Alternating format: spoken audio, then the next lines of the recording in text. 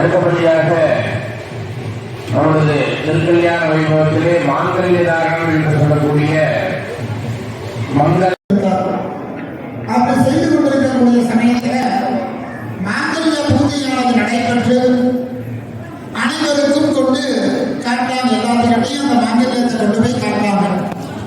எதுக்காக காட்டுறாங்க அப்படின்னா அவங்களுக்கு தெரியும், நம்ம வீட்டில் அந்த காலத்தில் கல்யாணம் நடந்தா அந்த கல்யாணம் நடைபெறக்கூடிய சமயத்தில் அந்த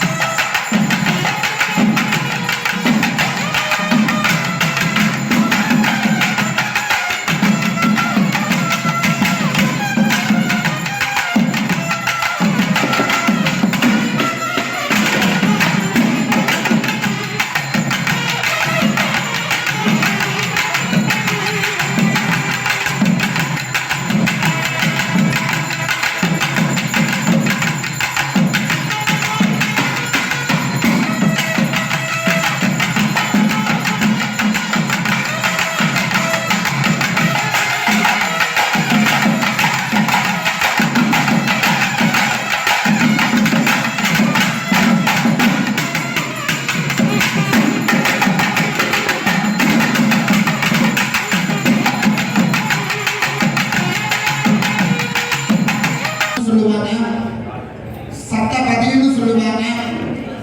ஒரு பெண்ணானவள் திருமணம் நடைபெற்ற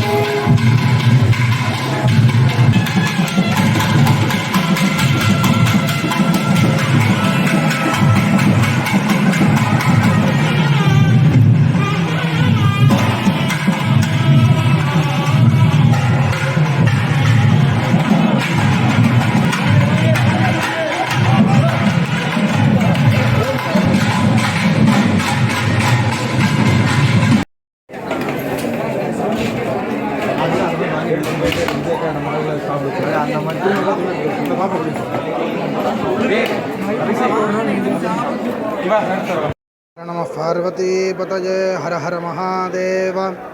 தென்னாடுடைய சிவனே போற்றி, எந்நாட்டவர்க்கும் இறைவா போற்றி. ஏகம்பத்துரையந்தாய் போற்றி, பாகம் பெண்ணுரானாய் போற்றி. காவாய் கனகத்திரளே போற்றி, கைலை மலையானே போற்றி போற்றி. சிவகடாட்சம் பரிபூர்ணம், பள்ளியம்மன் திருவடிகள் போற்றி போற்றி. நமஸ்காரம். என் பேர் தினேஸ்வர சிவம்னு பேர். நான் இந்த கோவில் வந்து ஒரு 800 வருஷத்துக்கு பழமையான கோவில். ஆமாங்க, பழமையான கோவில். இப்போது நம்ம கோவிலில் புனருத்தாரண கும்பாபிஷேகம், அதாவது மறுபடியும் புனரமைச்சு கும்பாபிஷேகம் பண்ணி 7 வருஷங்கள் ஆகுது. இந்த 7 வருஷம் கவனிக்கப்படாமல் இருந்த திருக்கோவிலை இப்போ வந்து இந்த ஊர் பொதுமக்கள் எல்லாரும் சேர்ந்து கவனித்து அதுக்கப்புறம் பார்த்து புனரமைச்சு கும்பாபிஷேகம் பண்ணி இப்போ ஒவ்வொரு ஆண்டும் சிறப்பாக எல்லா ஃபங்க்ஷனும் நடந்துகிட்ருக்கு. அதன் வழியில் ஆங்கில ஆண்டை பொறுத்த வரைக்கும் மாதத்துலேயே வரக்கூடிய ஃபங்க்ஷன் வந்து பார்த்திங்கனாக்கா நம்ம திருக்கல்யாணம் தான், தைப்பூச திருக்கல்யாணம். தைப்பூசம் வந்து நமக்கு முருகருக்கு ரொம்ப சிறப்பு. ஏன்னா வள்ளியை வந்து முருகப்பெருமானானவர் தைப்பூசத்தன்னைக்கு தான் வந்து கல்யாணம் பண்ணிக்கிட்டார். அதனால் இருந்து இச்சாசக்தின்னு சொல்லக்கூடிய வள்ளியம்மனை முருகப்பெருமான் தைப்பூசத்தன்னைக்கு தான் கல்யாணம் பண்ணிக்கிட்டார். அதனால் தைப்பூசத்தில் திருக்கல்யாணம் பண்ணி எல்லோரும் அந்த மாங்கல்ய சரடை வச்சு பூஜை பண்ணி அவங்களும் கட்டிண்டா தீர்க்க சுமங்கலியாக இருப்பா, எல்லா சௌபாகியங்களும் கிடைக்கும் அப்படிங்கிறதானது ஐதீகம். ஸோ அதன் வழியில் நம்மளுடைய கோவில்லையும் ஒவ்வொரு வருஷமும் 2016 கார்த்திகை மாதமானது நம்ம கோவிலில் வந்து கும்பாபிஷேகம் பண்ணது. நம்ம கோவிலும் வந்து பூச நட்சத்திரத்தன்னைக்கு தான் கும்பாபிஷேகம் பண்ணது. அதனால் அதுவும் ஒரு சிறப்பு. அதே சமயம் கிட்டத்தட்ட 2017 இப்போ வரைக்கும் 6 தைப்பூச திருக்கல்யாணங்கள் பண்ணியாச்சு. ஒவ்வொரு தைப்பூசமும் நம்ம கோவிலுக்கு வந்திருக்கக்கூடிய எல்லா சுமங்கலிகளுக்குமே மாங்கல்ய சரடு, சுமங்கலிகளுக்கு கொடுக்கக்கூடிய தாம்பூல பிரசாதங்கள் எல்லாமே குறைஞ்சது ஒரு 500 பேருக்கு நம்ம கொடுத்துக்கிட்டு இருக்கோம். அதே போல் நம்ம கோவில் சார்பில், கோவிலுடைய அறக்கட்டளை சார்பில் வந்தவங்களுக்கு எப்படி ஒரு கல்யாணம் பார்த்துட்டு நம்ம விருந்து கொடுக்குறோமோ அதே போலயே அன்னதானமும் போட்டு ரொம்ப விமர்சையாக பண்ணிக்கிட்டு இருக்கோம். இந்த அறக்கட்டளை பொதுவான மக்கள் பொதுவானது இல்லை, வள்ளியம்மன் அறக்கட்டளைன்னு சொல்லிட்டுங்க. நம்ம நிர்வாகிகள் தலைவர் வந்து செந்தில் பிரபுன்னு பேருங்க. அவங்க இங்கே வடவழியில் இருக்காங்க. முக்கியமான காரணம். ஆமாம், நம்ம கோவிலை வந்து இங்கே ஊர் மக்கள் எல்லோரும் சேர்ந்து அவர்கிட்ட விண்ணப்பிச்சுங்க. அவர் வந்து அவருடைய சொந்த செலவில் அவர் முன் வந்து எல்லா மக்களையும் ஒன்று திரட்டி அவர் கும்பாபிஷேகம் பண்ணி கடந்த 7 வருஷ காலமாக அவர் தான் வந்து கோயிலை மெயின்டைன் பண்ணிகிட்ருக்காங்க. கோவிலில் வழிபாட்டால் என்ன விசேஷம்? அதாவது அம்பாள் வந்து இங்கே குழந்தை வடிவில் இருக்கா. அதாவது கல்யாணம் ஆகாமல் கன்னி பொண்ணாக இருக்கா. ஒரு குழந்தைக்கிட்ட நம்ம எது கேட்டாலும் வந்து கொடுத்துடும். அதே போல் தான் அம்பாள். நம்ம அம்பாள் கிட்ட என்ன பிரார்த்தனை பண்ணாலும் நிறைவேறிடும். பொதுவாக நம்ம அப்பா அம்மா 2 பேர் இருக்காங்கன்னா எந்த குழந்தைங்க போய் அப்பாட்ட கேட்குறத விட அம்மாட்ட கேட்டால் உடனேவே கிடச்சிடும். அதே போலயே நம்ம வள்ளியம்பாள் கிட்ட வள்ளியம்பாளுடைய இன்னொரு சிறப்பு என்னன்னு கேட்டிங்கன்னா, ஒரு கால் முன்ன பின்ன அமைஞ்சிருக்கும். அது என்ன விசேஷம்னு கேட்டிங்கன்னா, பக்தர்கள் வந்து தாங்கிட்ட கேட்கக்கூடிய விஷயத்த ஓடோடி வந்து மக்களுக்கு செய்யக்கூடியதாக வந்து அம்பாள் வந்து அப்படியே அந்த நிலையில் அந்த நிலையில் வந்து அம்பாள் வந்து பிரதிஷ்டை பண்ணப்பட்டிருக்கு. ஒரு பக்கம் இன்னொரு விசேஷம் என்னன்னு கேட்டிங்கன்னா, ஒரு பக்கம் இடது பக்கமாக அம்பாள் தலையை சாய்ச்சிண்டு காட்சி அளிக்கிறார். அது என்ன காரணம்னா, மேலே இருக்கக்கூடிய கிரியாசக்தியான சுப்பிரமணியர், அதாவது நம்ம முருகப்பெருமான் வந்து என்ன சொல்கிறாரோ அதை தன் காதினால் கேட்டு மக்களுக்கு அதுக்குண்டான சேவையை செய்கிறதுக்காக வள்ளியம்பாள் இங்கே தவத்திருக்கோலத்தில் அமைச்சிருக்காங்க. நம்ம கோவில் வந்து மருதமலை அடிவாரத்துலேயே இருக்குங்க. மருதமலை அடிவாரம் போகிறதுக்கு முன்னாடியே இடது பக்கம் நம்ம கோவில் அமைஞ்சிருக்கு. இங்கே வந்து வள்ளியம்மன் கோவில்னு கேட்டால் எல்லாருக்குமே தெரியும், ரொம்ப பிரசித்தியான கோவில். குழந்தை பாக்கியம் கொடுக்கக்கூடிய ஒரு வழி, குழந்தை பாக்கியம், திருமண பாக்கியம், இது ரெண்டுமே நம்ம கோவிலில் உண்டுங்க. நிறைய பேருக்கு வந்து கல்யாணம் ஆகலைன்னு சொல்லிட்டு நம்ம கோவிலில் தைப்பூசத்தன்னைக்கு சப்பரம் எடுப்போம். அந்த சப்பரம் எடுக்கும்போது அம்பாள்கிட்ட பிரார்த்தனை பண்ணிவிட்டு அந்த சப்பரத்தை எடுத்தோன்னாக்கா அடுத்த தைப்பூசத்துக்குள்ளே நிச்சயம் கல்யாணம் ஆகிடுங்க. அதே போல் தைப்பூசத்தன்னைக்கு கொடுக்கக்கூடிய பாலும் பழமும் அம்பாளுக்கு நைவேத்தியம் பண்ணி பிரசாதமாக கொடுப்போம். அந்த பாலும் பழமும் வாங்கி சாப்பிட்டா கண்டிப்பாக சீக்கிரமே குழந்தை உண்டாயிடுங்க.